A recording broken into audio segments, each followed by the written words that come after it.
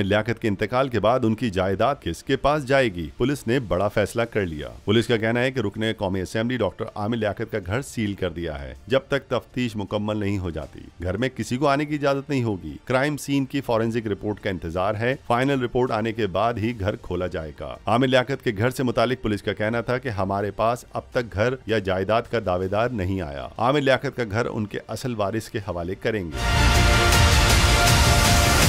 Police ने बताया कि नादरा से मरहूम डॉक्टर आमिर लियाकत का मुकम्मल डेटा हासिल कर लिया गया है। अब तक असल वारिसों में बेटा अहमद और बेटी दुआ ही सामने आई हैं। हुक्काम ने कहा कि नादरा रिकॉर्ड में पहली बीवी बुशरा का तलाकनामा, दूसरी बीवी तूबा का तलाकनामा रिकॉर्ड पर है, जबकि तीसरी बीवी दानिया का तलाकनामा रजिस्टर्ड नहीं। आमिर लियाकत की तीसरी अहलिया दानिया ने बहावलपुर की अदालत से खुला दायर की थी। खुला की डिग्री और तलाक फाइनल होने के बाद ही रिकॉर्ड अपडेट होगा। तलाक फाइनल न होने पर दानिया भी वारिस का दावा कर सकती है। याद रहे, डॉक्टर आमिर लियाकत अपने घर में मुर्दा पाए गए थे, जिसके बाद उन्हें अस्पताल मुंतकिल किया गया, जहां डॉक्टरों ने इनकी मौत की तस्दीक की थी।